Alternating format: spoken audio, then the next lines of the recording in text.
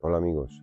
Uno de los errores más comunes que muchos profes de yoga hacen, también yo lo he hecho en mi tiempo, es mostrar y practicar a la vez. Es algo que es muy presente, es muy habitual en el mundo del yoga. Cuando vas a un festival o cuando vas a una clase de yoga, muchas veces hay un escenario y el profesor está ahí mostrando los asanas, hablando y bueno, nunca he visto eso en todos mis maestros que he tenido.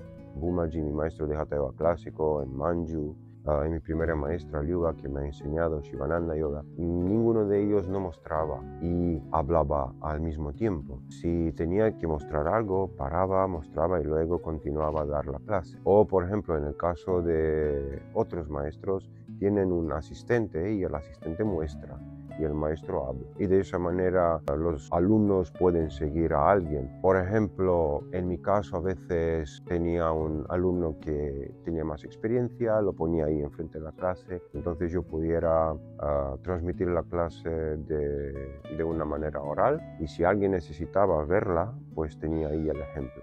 Normalmente los alumnos están receptivos a la clase, sea a través de la vista, sea a través de escuchar, sea a través de los dos. Y también hay gente que necesita ser receptivo tocando y haciendo cosas, pero no es el caso de una clase de yoga. Creo que escuchando y mirando y a la vez practicando es suficiente. Pero hay gente que es más receptiva al ver la clase, gente que es más receptiva al escuchar la clase. Entonces es una buena idea de tener los dos presentes. Y por eso os he dicho, un buen ejemplo sería tener ahí un alumno que conoce un poco mejor que los demás lo que hace y ponerlo ahí enfrente. El ejemplo más obvio de que la gente necesita eso son las clases Mysore. Cuando alguien nuevo viene para hacer una clase de Ashtanga Yoga estilo Mysore, o sea, sin guiar, es súper perdido y no sabe qué hacer. Y entra en pánico, necesito que alguien me guíe, necesito que alguien me dice cosas. Normalmente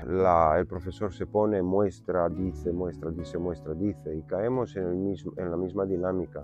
Mostramos y hablamos al mismo tiempo. Y no solo eso, pero la cosa es que cuando nosotros mostramos y hablamos al mismo tiempo, nos hacemos nosotros un deservicio y también los alumnos a la vez intentan ellos hacerlo. Entonces, la enseñanza es cero. Normalmente sería que alguien muestra y habla o lo que sea, los alumnos miran y luego repiten. Y la otra cosa sería que nosotros tenemos a alguien, un asistente, y nosotros hablamos, decimos al asistente qué tiene que hacer, él escucha, lo hace, y luego los alumnos miran y luego lo hacen ellos. Eso sería el modo más fácil y más, decimos, más funcional a través del cual uno pudiera aprender algo. Si hablamos y mostramos a la vez, creemos un desequilibrio interno. La práctica es introversión. La práctica personal realmente no tiene nada que ver con lo que muchos maestros toman como práctica. Conozco gente que, por ejemplo, para ellos la práctica es ir y dar la clase junto con los alumnos. Eso no se pone.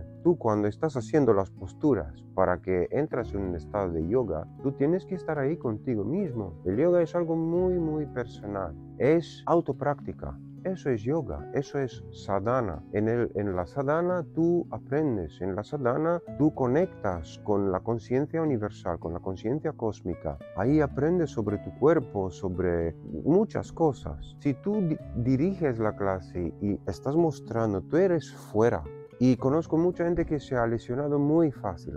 Y por eso mi maestro Bumaji nunca mostraba la clase. Nunca mostraba la postura mientras que los alumnos practicaban, nunca. Y a la vez explicando lo que hace. Tal vez si alguien le ponía una pregunta, paraba, hablaba un poquito, les decía lo que quiere mostrar, luego hacía la postura, salía de la postura y luego hablaba de nuevo. Eso es una buena modalidad si queréis, pero cuesta más. Pero hoy en día vivimos todo 300 kilómetros por hora y necesitamos que todo va rápido, que mostramos todo a la vez, que la gente entra y sale de la clase así, como todo se transforma en una máquina de yoga. Pero amigos, no funciona así. ¿Por qué creéis que hay tanto lesión en el mundo del yoga? Uno, porque los profes no saben protegerse y dan las clases de esa manera. Y segundo, porque cuando los profes están haciendo y hablando la clase, nadie supervisa a los alumnos y los alumnos hacen lo que ellos piensan que estaría bien. Entonces, mira, hay ahí dos componentes. El profe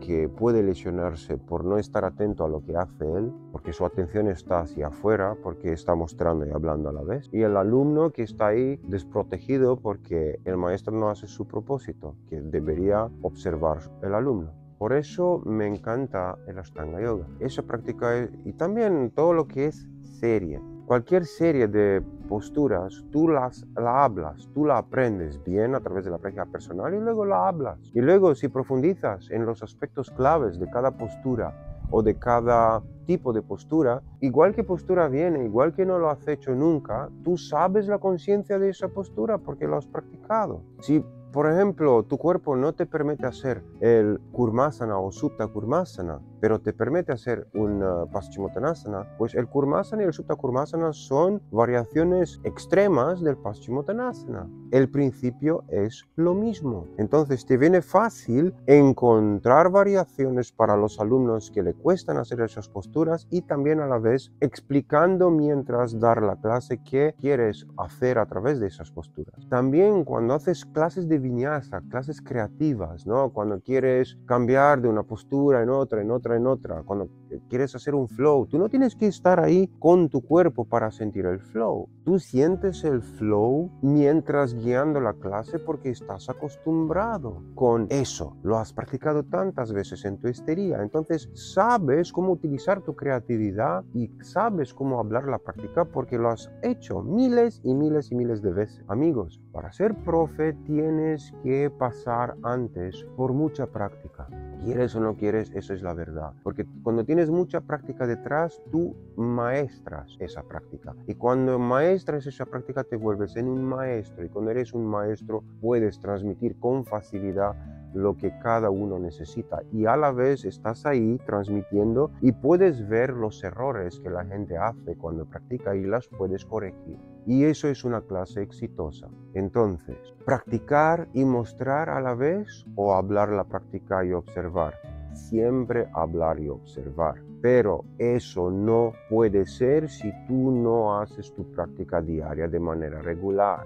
Eso es imprescindible. Y también sé que al principio cuesta de no mostrar y solo hablar. Entonces, si quieres mostrar, muestra, pero hazlo con conciencia y también introduzca en tu práctica personal el pranayama, porque hablando y mostrando cosas a la vez va a crear un desequilibrio a nivel energético y también a nivel del sistema nervioso, porque cuando pones en el cuerpo en estado de estrés haciendo todas esas cosas y tú a la vez hablas, tú gastas mucho más energía que normalmente gastarías solamente al hacer asanas.